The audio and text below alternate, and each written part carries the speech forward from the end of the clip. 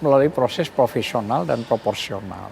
Harapan kita kan penyidik ini, tanda kutip, tidak mendapat tekanan, pesanan, atau apa gitu loh ya. Tapi tolong profesional dan proporsional itu tempatkan pada proses penyidikan sesuai KUHAP dan Perkap gitu loh ya. Supaya semua ini jelas terang benderang, kan begitu. Dan ini soal sederhana sebenarnya, tidak ribet sebenarnya. Kalau barang itu ditunjukin, barang itu ada, saya kira sudah selesai. Oke. Gitu loh ya. Diminta barangnya nih. Tidak ribet gitu loh. Balik lagi kalau misal barangnya. Itu kan sudah disita oleh Polda Metro Jaya. Itu sudah haknya Polda Metro Jaya, bukan haknya dari Pak Jokowi lagi. Jadi saya tambahkan ya nanti. kan? Ya, tinggal itu saja bagaimana itu sudah masuk di materinya. Kenapa kita mengatakan begitu? Karena ada dasar. Nah ini yang penting. Jadi saya selalu bicara itu ada dasar, tidak membangun sebuah narasi. Oke. Dasar saya coba keterbukaan informasi publik. Pasal 9 ayat 2. Pasal 18 ayat 2. Di situ nyata bahwa pejabat publik tak kalah diminta oleh masyarakat luas, oleh publik, maka berikan. Wong pejabat publik ini dibiayai oleh rakyat, dipilih oleh rakyat, dapat gaji dari rakyat.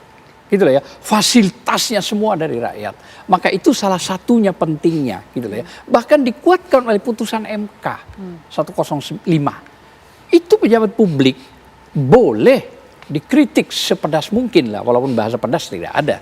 Nah, maknanya apa? Pejabat publik ini kan sudah mendapatkan keistimewaan dari rakyat. Nah, sekarang rakyat yang minta. Apa beratnya? Selembar cuma nunjukin. Kok susah gitu loh ya. Artinya, sudahlah ini nggak ribut-ribut lagi deh. Nih, aku misalnya sebagai Pak Jokowi, udahlah kita kumpulin semua publik. Ini saya buktikan. Nah, kumpulin para ahli dari sana, ahli dari sini. Okay. Nah, artinya dicek kebenaran itu. Kalau itu benar, cukup kena 310, 311. Berarti ada pencemaran nama baik, ada fitnah, kan begitu. Tapi kalau tidak bagaimana? Bang Andi? Ya, kalau Bang Azam karena advokatnya, tim pengacara ya, bebas memang karena wajib untuk membela untuk itu. Kalau kami ya sudah, kalau bicara itu bolak-balik lagi lah. Itu tapi tidak ada mudah begitu, tinggal menunjukkan saja. Nggak juga saja. begitu mudah untuk menunjukkan begitu. Dari dulu udah kita minta, datang aja ketemu Pak Bung Roy. Oh sudah, ya? Sudah datang ketemu Kapan dia langsung. datang bertemu, yang datang itu Rizal Fadila, ya itu. kemudian Ibu Kurnia. Iya. Kan kita paham di sana apa? Ada DHR, diem aja. ketemu, bicara. Mau ngomong apa? Ya ini kan hak saya mau pertunjukkan atau tidak, kan begitu. Wong datangnya gerudukan, kalau datangnya itu baik. Baik-baik kita kirim surat. Makanya banyak saksi, 130 saksi. Kirim surat itu loh, adalah orang-orang yang di sana juga ditanyakan. Bagaimana? Mereka itu udah hampir berantem loh di dalam sana. Saya tahu itu. Jadi makanya, itu jadi makanya ini sebetulnya bukan hal kita yang pakai surat mudah. resmi kok. Kalau dari pertama awal itu ya baik-baik pasti akan wartawan aja dikasih kok. Baik, kasih lihat. Silahkan. Tidak ada, jangan membangun narasi yang model begitu. Kita nih pakai surat, Adi, pakai surat resmi ke UGM. Setelah diterima oleh UGM, malah UGM sendiri janji 34 sampai 36 item. Bukan Pak Jokowi ya? Sebentar. UGM ya? Itu ke UGM dulu, ya, ke UGM. Termasuk RRT ini dan termasuk dari grup TPUA. Ternyata nggak ada item itu, bohong semua, gitu loh ya. Bahkan kita minta CCTV itu. Berjanji dalam 1 jam pertemuan itu RRT ini yang 3 mau diberikan. Sampai detik itu nggak diberikan sampai akhirnya terjadi konferensi pers di halaman UGM. Besoknya tanggal 15 itu tanggal 16-nya berangkatlah ke Pak Jokowi, DHL, Kurnia sama Rizal Fadila. Sesuai surat loh ya, diterima, disiapkan beberapa ini cuman karena anak-anak lagi puasa ya pula. Terus Pak Jokowi bilang akan menunjukkan saya kalau diminta oleh hakim atau pengadilan. Ya udah, itu aja tetap jawabannya. Nah, karena jawaban begitu, ya sudah selesai urusan itu. Nah, ingat loh, 4 kali kasus perdata yang berbeda. Tidak pernah hadir kok. Bang Andi. Nah, saya jelaskan lagi Ya, tambahannya. jadi kalau kita lihat itu, kalau awalnya itu datangnya itu baik-baik. Ini datangnya gerobak geruduk loh. Dan coba simpel ya, wartawan aja dikasih lihat. Nih ijazah asli saya. Yang terakhir, Rektor UGM, ya Ibu Ova, itu kan dia dengan podcastnya dia ada 9 poin dia jabarkan mengenai ijazah Pak Jokowi itu. Itu udah terang benderang. Simpel aja Vina ya. Kalau ada 2 uang kertas nih, ada asli palsu. Siapa yang menentukan bahwa ini asli atau palsu? Siapa? Bank Indonesia sebagai yang menerbitkan uang tersebut. Sama juga dengan ijazah. Ibu Ova udah ngatakan loh. Artinya apa? Mempertaruhkan nama UGM di situ. UGM tuh Ibu Ova mengatakan nilainya sekian, sudah ada KS-nya dari pertama sampai ijazah itu. Sekarang nomor 9 ijazahnya sudah ada di tangan Pak Jokowi sebagai pemilik ijazah tersebut yang berhak untuk itu. Simpel, sekarang kita balik lagi. Ya sudah kalau kita bolak-balik tunjukkan, ya memang senjata mereka begitu untuk menarik opini publik.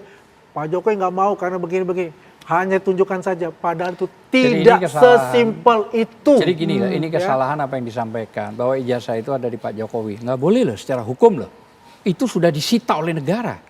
Nggak boleh Pak Jokowi ambil. Kalau disampaikan tadi Tidak sesimpel itu katanya. Ini 9 yang dikatakan Ibu kalau dia Ova, bilang tadi bahwa ijazah itu sudah di Pak Jokowi, nggak boleh.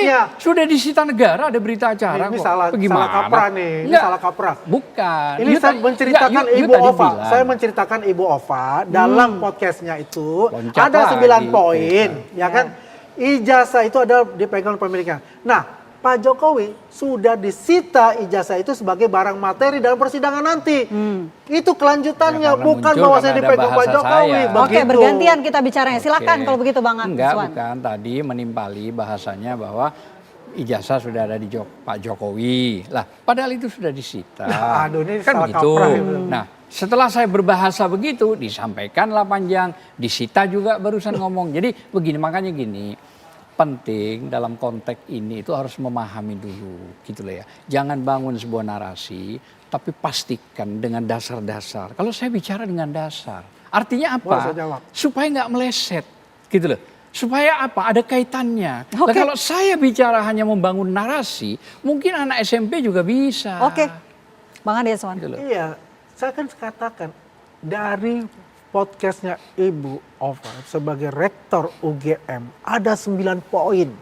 Salah satu poin itu ya UGM menerbitkan ijazah karena beliau berkuliah di sana dan ijazah itu dipegang oleh yang punya nama ijazah itu adalah Pak Joko Widodo. Ya. Kemudian ini kan saya katakan ijazah yang Pak Joko Widodo pegang itu sudah disita oleh Polda Metro Jaya. Artinya saya tidak membangun narasi. Saya menjelaskan kepada publik, ya kepada Bang Azam ini sebagai lawyer itu. Bang Azam ini salah kaprah untuk bicara itu. Karena saya mau berdasarkan dari 9 poin dikatakan Ibu Ova itu. Jelas dari yang namanya kalau kita dulu simpan maru ya ada kertasnya itu ada kedaulatan rakyat. Dari 1 sampai terakhir dia sebutkan itu. Sampai nilai ya IPK-nya disebutkan 2, berapa? 2,5 ke atas. Artinya jelas semua itu ada yang telah diserahkan kepada Polda Metro Jaya yang dari 700 item itu sendiri. Kalau tidak salah ada 100 lebih item itu yang berkaitan dengan Pak Jokowi itu adalah dari UGM. Karena apa? Fakultas Kehutanan itu adalah yang sangat komplit ya dalam hal dokumentasi untuk seluruh mahasiswanya. Begitu Vina. Ini sedikit saya tambahkan. Singkat saja Bang, Ya, kalau begitu singkat saja. TV One berdiri berdasarkan undang-undang. Menyampaikan apa-apa harus ada dasar penyampaian itu. Kalau itu tidak ada, hanya dibangun sebuah cerita narasi. Saya katakan anak SMP pun bisa. Oke, baik. Pak Haryanto